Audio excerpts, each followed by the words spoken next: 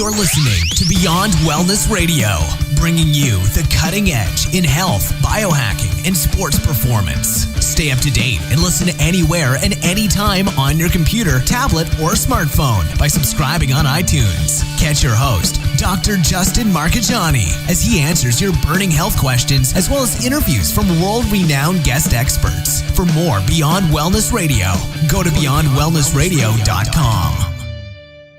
Hey there, it's Dr. Justin Marchegiani. Welcome to Beyond Wellness Radio. Feel free and head over to beyondwellnessradio.com where you can access our full podcast transcriptions. While you're there, you can also sign up for our thyroid and female hormone video series. This series goes into the root cause of why your hormones are out of balance.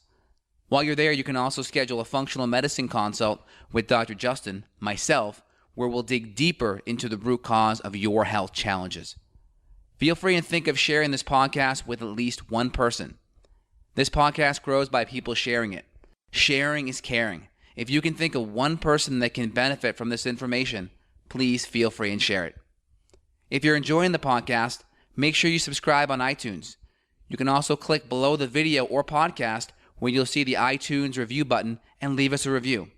You can also sign up for the newsletter at beyondwellnessradio.com where you'll get updates before anyone else. Thank you so much and enjoy the show. Hey Evan, it's Dr. J in the flesh. How are we doing this Monday?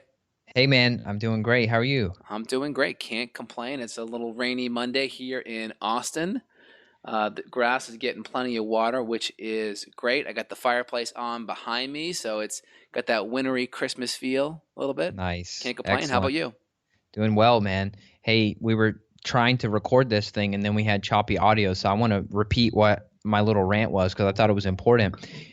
I'm always curious about what is the catalyst for someone to work with yourself or myself. And I had a lady this morning who had been listening to us for 6 months, and she knew that she had problems. She had a lot of gut issues going on, but she continued to just listen to try to fix herself. And then she got the diagnosis of alopecia, and now she's lost over half the hair on her head. And now she's figured out that that's the time to come and get help. And I just want that to be a fire under people's butts listening, that you shouldn't wait until things are so bad that you're at rock bottom before you get help. And unfortunately, that's the conventional system that we've all been brainwashed to do, which is we wait until we're really bad. We absolutely need a doctor or practitioner, and then we go get help. And my advice, get help now. If you have symptoms and things are off, and this is something you've trained me on so much. It's like, Evan, look, these issues are not going to resolve themselves. You have to resolve issues now. They're not just going to magically disappear. Did you want to speak on that a little bit about people just waiting too long or people just not having enough reasons so they think to get help? Yeah, well, there was an interesting scenario just recently. There was a plumber in my house a few months back, and he was doing some work. And there was just like a leak on the faucet. And for some reason, the leak went away the next day. So there were two plumbers there, and he goes down and looks, and he couldn't find the leak. And he goes, well, maybe it just went away. And then his partner, the plumber next to him, spoke up and said, you know what? Leaks never go away on their own. If there's a leak, it's going to get worse. And he went down there and he looked and he said, okay, well, we just need more flow. And if he had more flow coming, it would start to leak. And he looked a little deeper back and he found the leak. And just the environment wasn't quite right enough for the leak to be expressing itself. But the whole idea was that these problems don't ever tend to go away by themselves. So that was kind of the moral of the story. And connecting it to your patient, it's, hey, if you have these symptoms, they're going to get worse. And the question is, how long do you want to wait until those symptoms, right? Pain, pay attention inside now. That's what symptoms are, whether it's aesthetic, whether it's inflammatory, whether it's mood or energy. How bad do they have to get before you start getting a fire under your butt, so to speak? Right. Well, and my grandparents, their old house, they had issues with their plumbing, and they had to wait until their entire basement was flooded and thousands of dollars worth of carpet and furniture was ruined due to the flood before they came in and got the issues. So maybe they saved, a couple $100 in the beginning, but then it cost them likely $10,000 or more in the long run because they waited until things just hit an absolute worst case scenario. So, I know there's a lot of people out there listening that are trying to fix themselves, and you and I certainly applaud that. I mean, that's what this is all about, right? Taking your health into your own hands and us teaching you how to fish. But at a certain level, you really just have to reach out and don't be afraid to get better, and don't be afraid. We're real people. We don't bite, and we're here for you. That's what this is for. The show is to inspire you and to help you, but there's nothing that's going to replace a one-on-one with one of us, because there's so many courses and online things and things that you can look into, but it's not specialized. And I'm against specialization if you only look at one person. But, something we're going to talk about today is functional medicine is the specialty, but we're breaking that down. We're looking at someone, we're casting a net wide enough to look at every body system so that we're going to figure out what in the world's going on with somebody.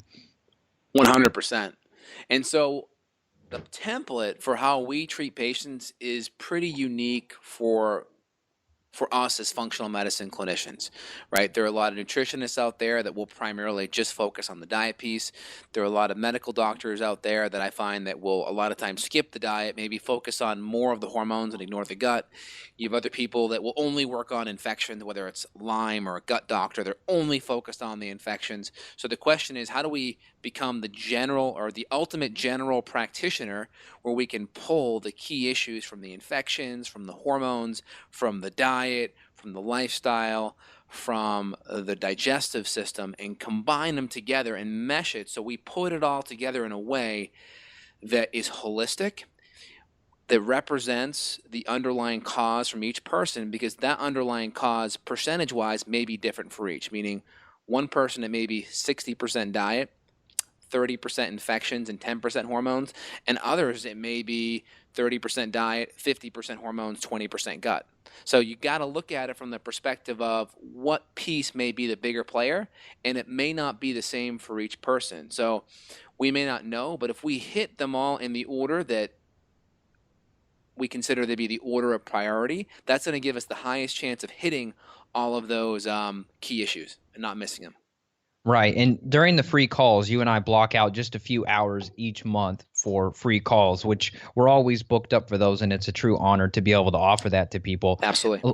A lot of people ask us, hey, Justin, or hey, Evan, can you just tell me right now what tests we're going to need to run? And we can't, because that involves a case review. That involves looking at your history, looking at the fork in the road. When did things get bad? How long have things gotten bad? What else was going on at that time in your life in terms of stress and travel and relationships and moving? So there really is no one size fits all program. Now, there are similar tests that we run on nearly everyone, but at the end of the day, it's so case by case. And I know people want to just get put into a box because it makes them feel comfortable. I mean, think of like Weight Watchers, right? It's a point system and you can buy their little 100-calorie snack packs of pretzels, but that's a horrible box to be in, and you don't want to be confined there. So it's a box of functional medicine, but it's a box without boundaries too, because we never know what toolbox or toolkit we're going to need to reach into to pull something out specifically based on your symptoms. 100%. So we want to kind of get things dialed in, and we have like the palette of our tests that we may choose from for body system 1. That's like the hormonal system, and we break that up into ATF and ATM, adrenals, thyroid, and female hormones for our female patients, and then our ATM, adrenals, thyroid, and male hormones.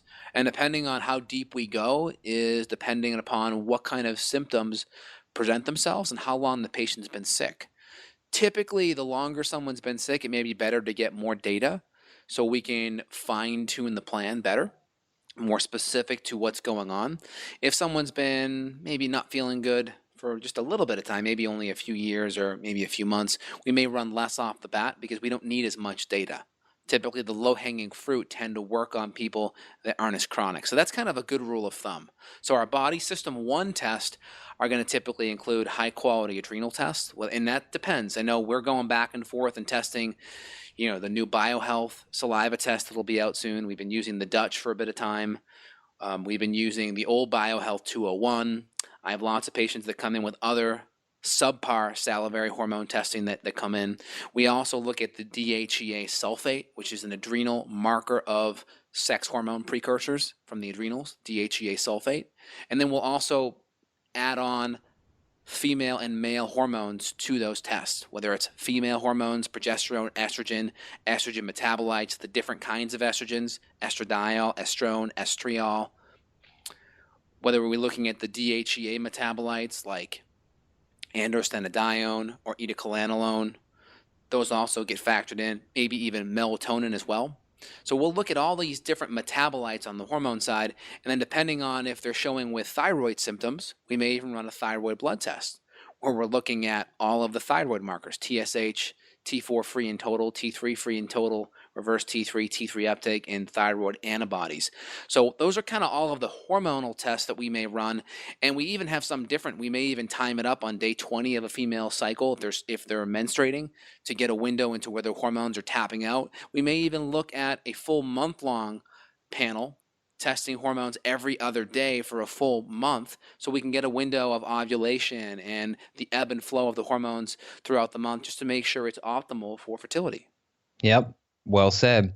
So body system 1, I mean, this is the foundation. You know, you talk about these people that just focus on the gut, and we've dealt with that. I mean, a lot of times, and I know you hear this just as much as me, if not more. Oh, I've already been to 10 specialists or 20 specialists or 20 doctors. They all think I'm crazy. Or they said it was just the gut. They gave me antibiotics. If you don't get the hormones aligned and checked out, you're kind of wasting your time, really, because if you have cortisol issues, you're likely going to have leaky gut issues, which is going to leave you susceptible to infection. So it's like if we come in and just hit the gut, which we'll talk about in a minute, body system 2, it's not really worth it, right? Because if you get the infection gone, but the leaky gut's still there due to the cortisol issues, I mean, that's kind of a bigger top of the food chain issue, right? 100%. And just backing up one bit, everything sits on a foundation. So the introductory foundation for everything is diet and lifestyle. And we've talked about this before, but just to make sure we don't miss it, the foundation is going to be what you eat, when you eat, the quality of food that you eat, how you sleep, how you move, how you deal with stress, and hydration. So that's going to be a really important piece of the puzzle. Making sure we're eating nutrient-dense, anti-inflammatory, low-toxin foods. Making sure the diet is dialed in for you. Now, what does that mean for you? Well, if you're just a little bit sick, maybe you're kind of in the middle, it's not too bad. A paleo template may be good to start with. Right? No grains, no legumes, no dairy. If we've been sick for longer, maybe we have a history of autoimmunity in the family, or there may be known autoimmunity in yourself, or known autoimmune symptoms, well, the next step may be a autoimmune paleo template where we go to the next step, which is cutting out nuts, seeds, nightshades, and eggs. And then from there, if there's excessive gut issues, we may look at specific carbohydrate diet where we cut out salicylates and phenols and peel our vegetables and make sure everything's well cooked and mash our foods. We may even look at a GAPS approach where we focus more on bone broth and soups and the same type of SCD stuff more in a liquid, more palatable type of form. And we may even go to a low FODMAP diet where we cut out the fermentable carbohydrates, fermentable oligo, mono, and polysaccharides. So those are your fermentable carbohydrates, your fermentable sugars. So we may add that piece onto it just to make sure that we're taking as much stress off the body. We're stabilizing blood sugar. We're not adding toxins from the pesticides and chemicals and GMO and Roundup and the glyphosate. And we're stabilizing blood sugar. We're not skipping meals. And we're making sure that we're sleeping good at night and we're hydrating appropriately in between meals or 10 minutes before, so we're not diluting digestive enzymes and hydrochloric acid. Well said. And there's a ton of overlap in all of those too. I mean, you're going to be omitting gluten. You're going to be omitting many of the dairy components, the inflammatory components. That you're going to stay away from pesticides and chemicals. I had a guy the other day ask me, he said, well, I'm not sensitive to gluten, so do I still have to avoid it? I said, absolutely. There's no deficiency of gluten ever. And just because you don't think you're sensitive to it, some of your skin rashes and all that is probably caused from some type of food intolerance. You know, you don't have to be doubled over in pain from eating a bagel to necessarily have to stay away from it, right? You don't have to be falling over needing a morphine shot due to the pain from gluten if you have anything, any symptom, headaches. I mean, I had a lady who had migraines for 20 years, and it was amazing how simple it was just to get the diet and the gut cleaned up, and the migraines went away. So I think people expect massive, massive symptoms sometimes to be caused from gluten, and otherwise they don't want to get rid of it. But you should just get rid of it. Yeah, my thing with grains and gluten is if you're going to cheat and you're going to do grains, number one, the safest grain for most people tend to be white rice. So that tends to be an okay alternative if you're going to do a grain. If you're going to cheat, white rice, it tends to be okay. Even better, try doing a safer starch. Yucca, plantains, sweet potatoes.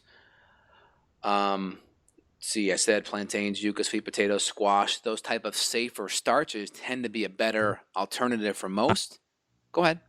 Yeah, I was going to say taro too. Some people talk Taro, about that. arrowroot, yeah. And then also if you're gonna, like, let's say you're like, I'm gonna do bread. Well, sourdough bread's actually shown to have less gluten because of the fermentation process. That gliadin protein tends to be more dissolved in the fermentation process. So if you're gonna go get all glutened out, take a look at the good, better, best side of it, right? Good or best would be abstaining and doing zero grains. Good may be doing like white rice, or better may be doing like white rice or something that's fully gluten-free. And then third would be, all right, fine, you're going to do a gluten bread. Well, it's going to at least be fermented, i.e. sourdough bread. It's fermented.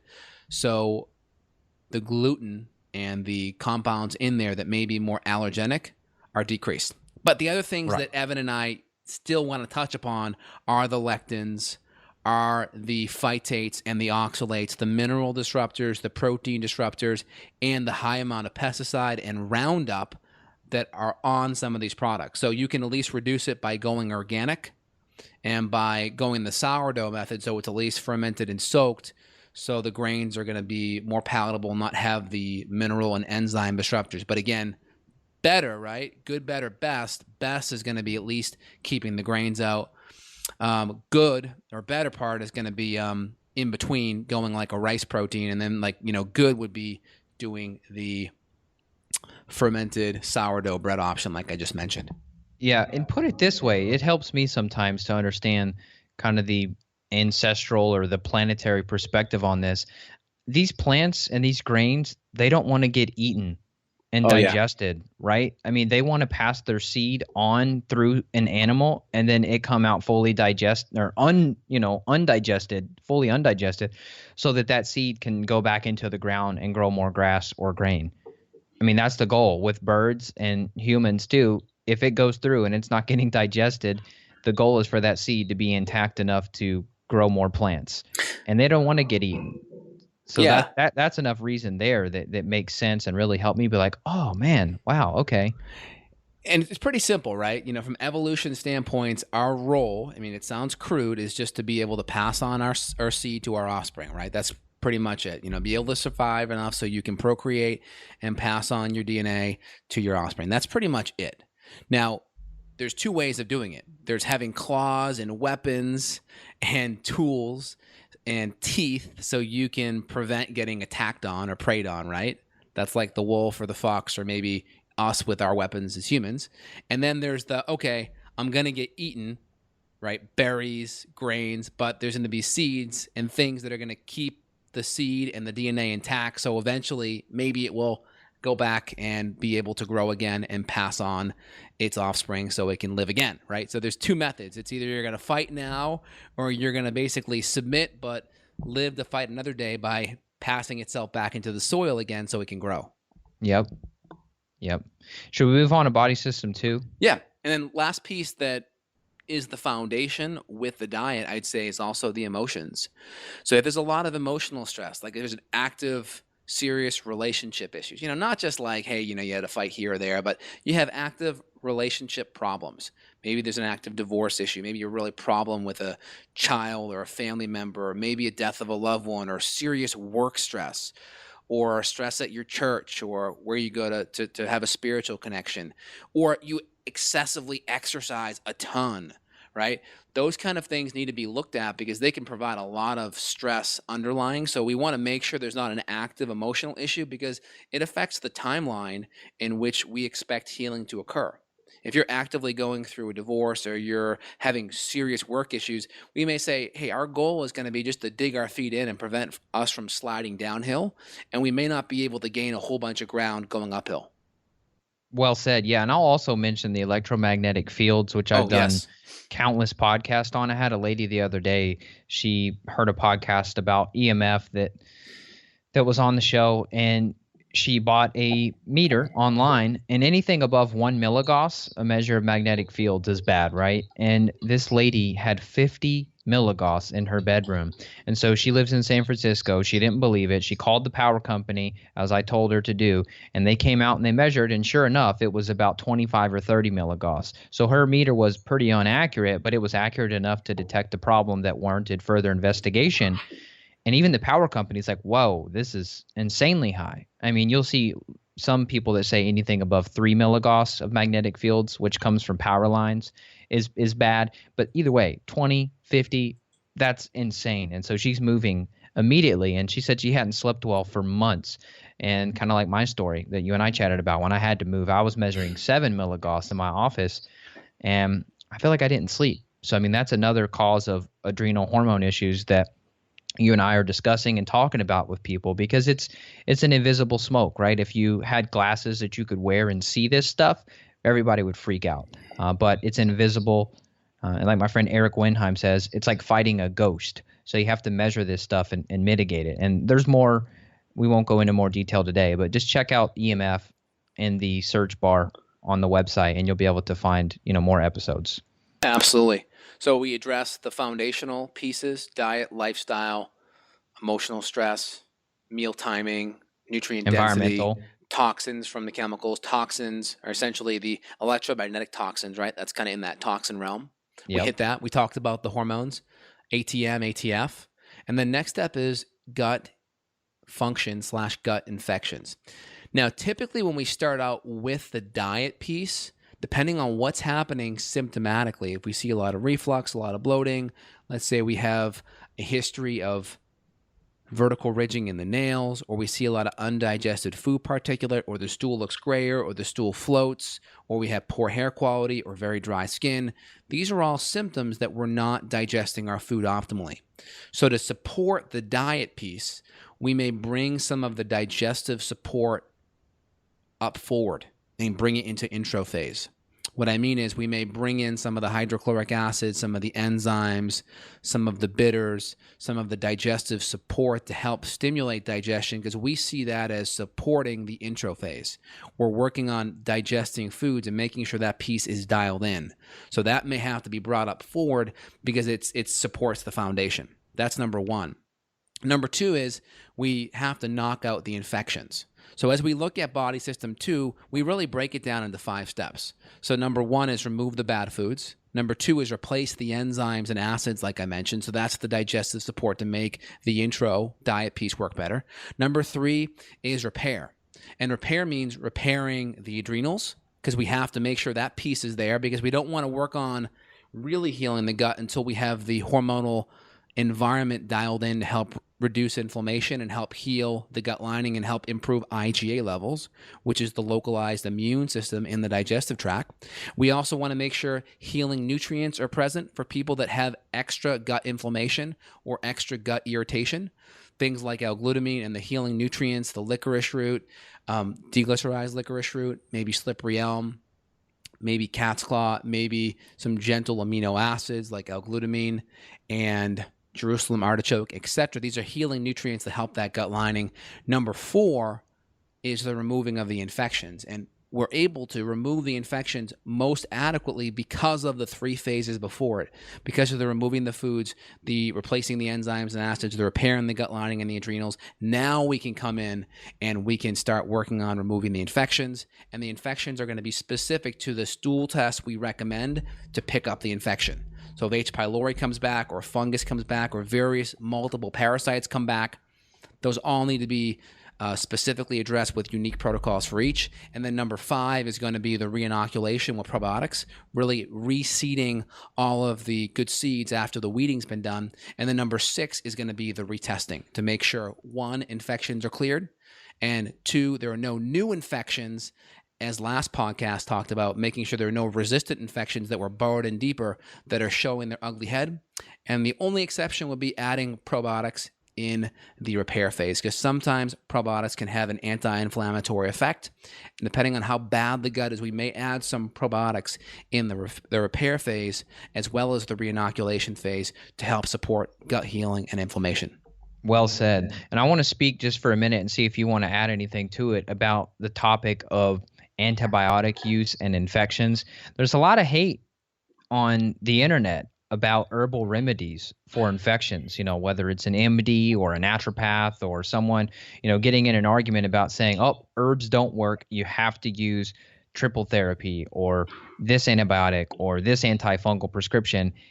And there's very, very, very, very few cases where it takes us more than 1 or 2 rounds to get rid of an infection using just herbs, no prescription. So could you add something to that conversation too? I would say 95% of patients can address their gut function and their gut infections with herbs alone. 5% of the time we may have resistant bugs that we've treated, retest, still there, treated, retest, still there, treated, retest, still there, and it's 2-3 times and we're not able to knock it out. But I have people go and on the 3rd time we knock it out. So the antibiotics may be an option for some people. The conventional antibiotics that are typically run, like the metronidazole, the Flagyl, which are the most commonly prescribed ones for these infections, tend to miss the infection about 2/3 of the time. And then a lot of times the antibiotics prescribed for your typical triple therapy for H. pylori, like clarithromycin, amoxicillin, and or omeprazole, like Prilosec, acid blocking medications, tend to do the same kind of thing. They'll miss the infections 1/3 to half the time. And Well, again, what about this too? What about creating more resistant strains due to the antibiotics that have been so overused, which then makes our job a little bit tougher because people have gone through rounds and rounds of this crap and it's done nothing. exactly, that's the problem, is you run the risk of having these antibiotics not work in a time where maybe you really need them, like you get in a car accident or you step on a rusty nail or some kind of infection that's more acute and more severe based on the exposure of the microbes. So I'm always about conservative to invasive, right? What's the most conservative type of care off the bat? It's always going to be diet. It's always going to be lifestyle. It's always going to be using antimicrobial herbal medicines that have been around for literally thousands of years, that have a strong safety profile, that have the ability to use them long term without resistance, and Yep. also aren't going to wipe out as many other microbes, any other beneficial microbes that may be present that are helpful for your gut. We won't wipe those out and create more problems. I can't tell you how many patients I've seen that have been on antibiotics and had devastating side effects, and now we're treating them from the damage caused by the antibiotics in the beginning. I've seen it so many times. Don't see I it with know. herbs though, but I've seen it all the time with antibiotics. So I'm always very conservative, and we go up in gradations on what step 1 is, herbs, step 2, herbs, step 3, maybe herbs. And then if we're still having issues, then we go and we lean towards the antibiotics, typically on step 3 most of the time. Yep. Well said. And just the fact that this has been used, the herbs that we're talking about, they've been used for thousands of years before antibiotics were invented. To me, that says something about the success rate and the safety. So when people read concerns about herbs, a lot of times the concerns are unwarranted unless you're talking about mixing herbs with pharmaceuticals, like mixing 5-HTP and SSRIs and stuff like that. Yeah, you can get into trouble, but generally there's really nothing to be concerned about compared to the tens and if not hundreds of thousands of people dying due to medical error. That's now the 3rd leading cause of death. Did you know that? Medical error. Wow. So this is real. This isn't something we're just saying on our high horse. This is for real. Look at CDC death or medical top causes of death. You'll see medical error, and this is from the proper, or this is the prescribed, rather, is what I meant to say. The prescribed dose of a medication is still causing 3rd leading cause of death, medical error. Yeah, I know Barbara Starfield has her prize article in the Journal of the American Medical Association, 2000, all on how much medications and surgical procedures done correctly, right? Hey, the surgery was a success, but the patient died. Hey, the prescription was perfect according to what the patient's symptomatology was, but the patient had an ulcer and died, right? Just like that happens with ibuprofen 19,000 times a year, according to the New England Journal of Medicine. So we know there's a risk with conventional treatments. So we want to be as conservative as possible so we don't have to go to those type of higher risk procedures. Agreed. Well said. So yeah, the infections are huge. I mean, Justin and I, we have more podcasts on that talking about our own history with infections. So not only are we in the trenches helping others remove them, but we're doing it on ourselves too. So this is a huge piece and has been instrumental for me to get my weight back when I've lost, 20 pounds of muscle from infection. So this is a real big deal and something that has to be addressed. Correct. And I think the key thing too is we're not anti-medication. Right. We're all about using the correct tool at the right time, but also weighing the pros and cons. Like if we're, we got our tool bag on or our tool belt on, right? And we have all these different tools in our tool bag, right? And we look at this screw and it's, the flat head groove in it. So we know I got to pull my Phillips head out, right? I'm not going to look at that screw and be like, well, screw this. My dogma is not going to allow me to use this flathead, throw it away, and then try to put the Phillips in there and try to work it. So let's say it's a flathead groove. I'm not going to look at my flathead screwdriver and throw it away and say, I'm going to try using a Phillips, right? I'm going to go and say, well, this is the right tool for it. So I'm going to put it in and I'm going to use the correct tool based on what's presenting itself. That's like you get in a car accident. We're not going to look at the patient and say, great, let's just throw you on some turmeric right now and call it a day. No, we're going to say, go to the ER, get the correct test to make sure there are no fractures, no bleeds, no hemorrhaging. You may even want to be on some higher dose pain meds. You may want to avoid the opiate ones, right, because of the addiction, but maybe some higher dose pain meds acutely just because you're in severe trauma and pain. And then we'll get you stabilized and then we'll get you on a really good routine after. So we look at the right routine. If we see that flathead groove, we're reaching for the flathead screwdriver. We're not reaching for the Phillips. Yeah, absolutely. And if you break your arm, you don't go take a dose of turmeric and fish oil. I mean, you need to get that checked out and make sure there's no internal bleeding, et cetera, et cetera. So there's no trophy for trying to be a hero and dismissing the acute, incredible trauma medicine that is offered. It's just the things we're dealing with, they're 1, 5, 10, 20, 30-year chronic issues. And that's where functional medicine tends to have far superior success rates, 90+% success rates that you and I both have. Exactly. And some of the things that are talked about regarding antibiotics, and I'll put some of the research in the show notes, but antibiotics can create oxidative stress and mitochondrial dysfunction. That's a big issue. So the mitochondria is going to be the powerhouse of the cell, which is going to help generate ATP, which is like the fuel currency for energy.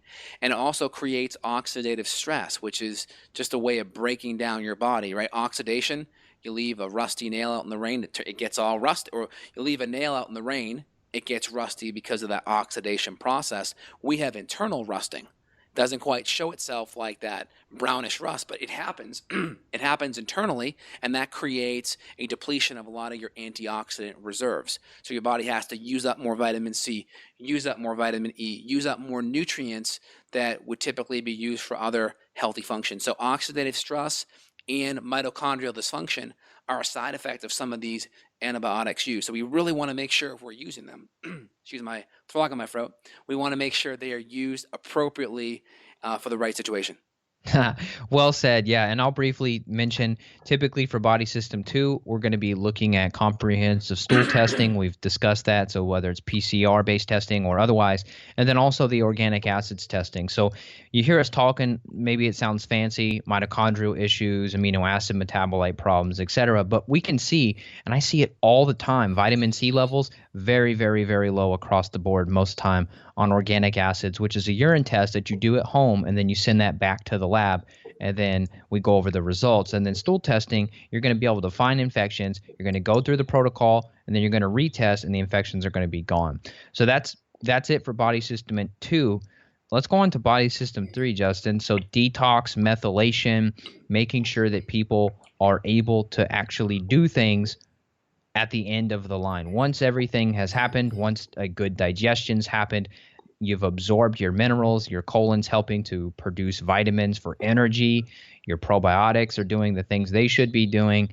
Now it's time to get the stuff out of the body. We're hoping the liver's going to be able to do what it can do. We're hoping you're pooping right? I mean, people buy all these fancy detox powders and teas, but it's like if you're not pooping, but once a week, that's a huge issue. That's a great way to detox. Poop and pee. How simple and revolutionary is that? 100%. Poop, pee, breathing, and sweating. It's like unreal. So looking at a lot of the detox things, certain nutrients are required to detox. So you can see why why detox is put number 3. Let's just break that down so everyone can understand the concept. Again, in this show, we're really committed to being able to teach concepts, because if you get the concept, there's zero memorization involved in it. Once you get the concept, it's like riding a bike. You get back on, boom. You never have to go to that learning curve of falling. So what's the concept? So number 1, if we're eating poor foods and eating toxic foods and foods that are nutritionally poor, what happens to detox? Automatically impaired. Yep. Right? So why are we going to work on detox off the bat? Because if we just get that first phase done, we're starting to work on detox, even though we're not working on it directly because it's body system 3. We already work on it in the intro phase, number 1. Number 2, we actually start breaking down the foods. That means we start breaking down the proteins into their smaller amino acid constituents. And we know how important the sulfur-based amino acids are for operating phase 2 detoxification. Phase 2 is like the N-acetylation, hydroxylation, the glutathione production, the methylation.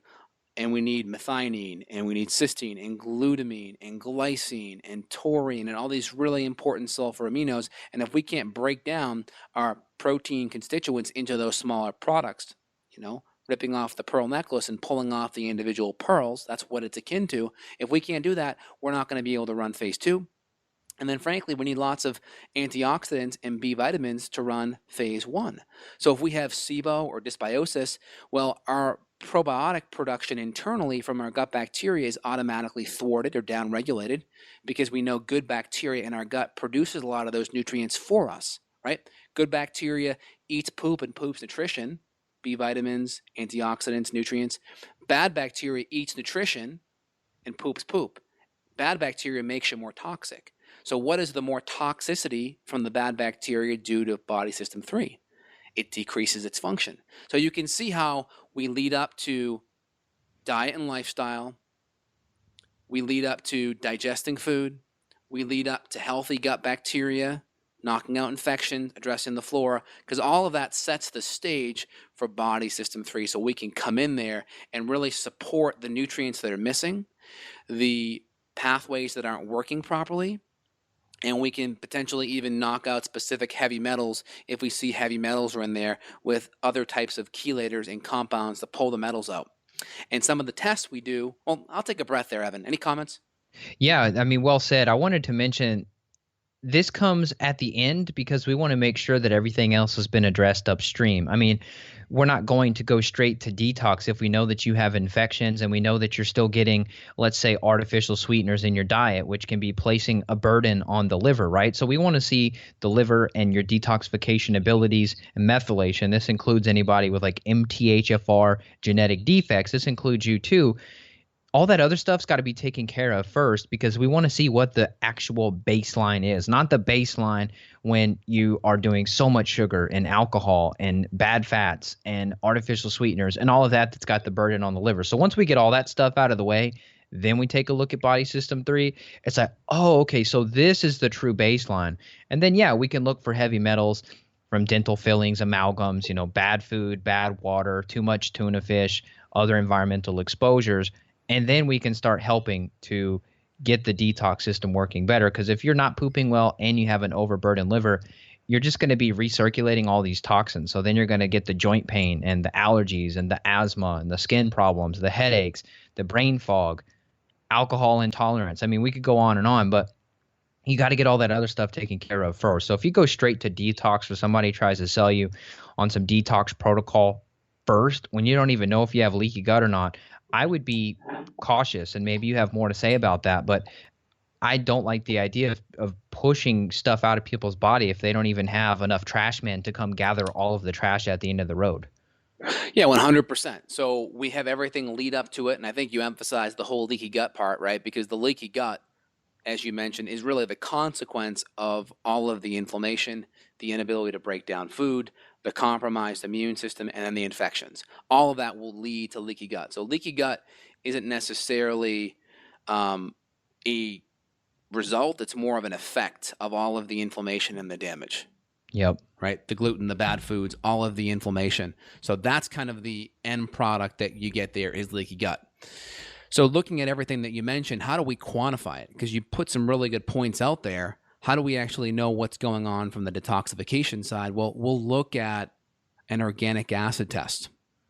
Typically is a good starting point because we'll get a window into various detoxification pathways, whether it's pyroglutamate or other types of organic acids, sulfate. These are organic acids that will give us a window into how those sulfur aminos are doing, if the demand for them is higher or if they're depleted. And we'll also get a window into B vitamin status. We'll get a window into methylation. And we'll also get a window into oxidative stress by looking at the 8-hydroxy-2-deoxyguanosine, for instance. Again, these are all like Jeopardy words, but these are organic acids that give us a window into all these systems, whether it's xanthourate for B6, whether it's the amino acids for the brain with vanilmandelate or homovanillate or 5-hydroxyindoloacetate, or whether it's markers for gut bacteria like hipparate and benzoate. So these markers give us a big window into what's happening, and the organics can really help tell us what's happening there from some of those detox nutrients. And we may even look at like a SpectraCell or a Nutri-Eval as well. Again, I lean more towards the organics. That's my baby. The Nutri-Eval combines the organics with another blood test for nutrients too. So that's another side option, which at least does contain the organics. And that gives us a good window into what's happening. But we always go back to intro, body system 1, hormones, ATF, ATM, body system 2, the ability to digest, removing food allergens, healing the leaky gut, repairing the gut lining, removing infections, adding in probiotics, and retesting, because we got to make sure new infections aren't there and the old ones are gone. Body system 3 is going to be detox and nutrients, and that's typically where we follow suit. And we reserve the right to kind of move some things in. Like if I know someone has a ton of oxidative stress, I may throw some extra vitamin C that we may discover on an organics test. I may throw it in with the adrenal protocol. So we do things and we mix and match outside of that box a bit. So if any patients are listening, they may think, well, Dr. J gave me some detox support in body system 1, and that's going to be dependent upon how that person's presenting, how sensitive they are, and how bad their detox is. We may add some small things in with body system 1 because maybe the adrenal support's too much for their liver, and we need to give their liver just a little bit of support so they don't have a lot of those hormone side effects. Totally well said. I'm going to mention 2 things and then we can wrap it up. Cool. One for me on the organics, which I just love, is the quinolinic 5-HIAA ratio, looking at inflammation, because you could go on and sound fancy, but when someone sees inflammation and you're like, look, here it is, it's like, oh crap, because inflammation, even a conventional physician's going to talk about inflammation as a cause of disease, right? And so when we can actually prove that to a client or a patient, it's incredible. And it's very profound to be able to do that. And then whether it's 3, 4, 6 months later, when the retest comes and you can see that number's gone down, it's very, very rewarding for both of us. And lastly, the toxin piece too, something that Justin and I have been talking about a lot. And I'm running this test on nearly everyone I possibly can now, including myself, is the GPL tox. So I can look at the toxic load, because I bought a sauna based on my toxic load of insecticides. And this is not a challenge or a push test. So even the sickest people, we don't have to worry about doing any type of chelation, which may push some stuff out. You just urinate in the morning in a cup and you send it off. And the cool thing is you can run it side by side with the organics. So it's literally the same urine sample. All you have to do is spend a little bit extra investment to get both tests run, organics and GPL tox at the same time. And I had insecticide levels in my body that are known carcinogens that were higher than they should be. And so for me, this is a huge, huge, huge new realm of opening up is, look, we know there's detox problems. Let's fix it. But what are we actually fixing? That had always been the question, right? Ooh, there's detox problems. Man, you got headaches. You got chemical sensitivity. You can't handle perfumes, gas fumes. Look, here's why. And, oh, man, is there anything more fun in the world than this? I mean, I don't think so. Yeah, I agree. I mean, it's like we're CSI detectives without all the murder and blood, right? We're trying to Yep. put together the puzzle piece that's really getting people's quality of life back. So just summarizing those tests, we run the organics test, we run maybe the OAT, which is the Great Plains Lab organics, we run the GPL tox, we may run the Nutri-Eval, the SpectraCell, and then we have the heavy metal challenge test where we challenge with a chelation compound like DMPS or DMSA or EDTA to get a window into the toxic burden of metals, because metals don't want to stay in systemic circulation. They don't want to stay in the blood. They only go in the blood acutely in that first 24 to 48 hours. Then they go into the tissue, whether it's the brain or the individual tissues or even bones when it comes to lead. So we got to get a window into it. So we have to do a challenge, a provocation agent that can go into the tissues and really kind of pull things out. It's like, hey, you go outside, you look for bees. There may not be any bees swarming around, but if there's a beehive there, well, the provocation agent's the rock into the beehive, right? You know those bees are in that beehive when when that rock hits it and those bees come out. That's the provocation agent. So we use that same kind of methodology with the heavy metal test. The rock is like the chelation compound that we use to see what's coming out in the urine. And a lot of times we see aluminum, we see arsenic, we see cadmium, and we see a whole bunch of mercury and lead, and it's different for each person. Yep, absolutely. And then you got the blood metals too. Quicksilver's blood metals is cool. There's a mercury tri-test too for hair, blood, urine.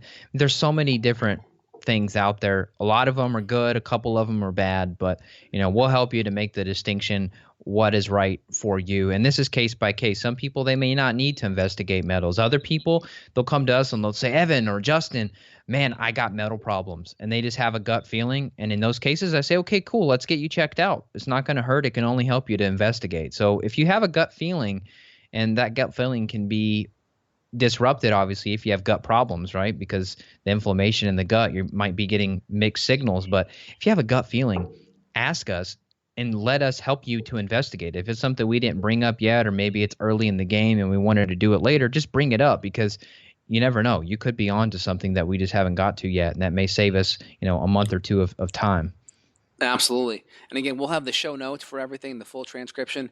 Again, in my new thyroid book that will be coming out very soon, just putting the finishing touches on it, we're going to have a chapter in the book all on this type of discussion, putting it all together, because I feel like this is probably one of the key pieces that most functional medicine practitioners and doctors really, it's very esoteric. It's kind of in the ether. Like, how does it all look? Like, what does the whole plan look like? And it's just kind of like, you feel like almost like they're making it up as they go.